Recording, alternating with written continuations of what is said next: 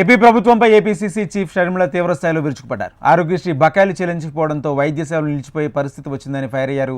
Network ఆసుపత్రుల్లో వైద్య సేవలు నిలిచిపోవడంపై షర్మిల స్పందించారు.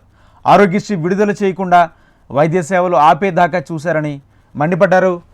పేదోడికి వైద్యం అందని ద్రాక్షగా అయిందని, ఆరోగ్యశ్రీ అనారోగ్యశ్రీగా మారిందంటూ విమర్శలు గుప్పించారు. పేరుకు రైజింగ్ స్టేట్ కానీ వైద్య సేవలకు దిక్కు లేదంటూ వ్యాఖ్యలు చేశారు. పేదోడి ఆరోగ్యానికి రాష్ట్రంలో భరోసా లేదన్నారు. ప్రజారోగ్యంపై కూటమి ప్రభుత్వానికి అంతులే నిర్లక్ష్యం వహిస్తుందన్నారు.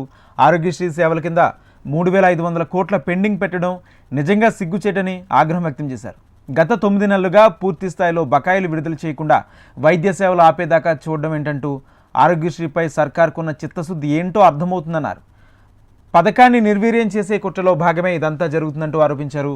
కూటమి ప్రభుత్వం అధికారంలోకి వచ్చినాటి నుంచే ఆరోగ్యశ్రీ అనారోగ్యశ్రీగా మారిందన్నారు.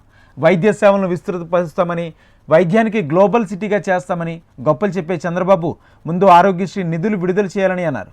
పేదవారి ఆరోగ్యానికి సంజీవనిలా మారిన ఆరోగ్యశ్రీ పథకానికి ఎటువంటి ఇబ్బందులు రాకుండా చూడాలని షర్మిల డిమాండ్ చేశారు.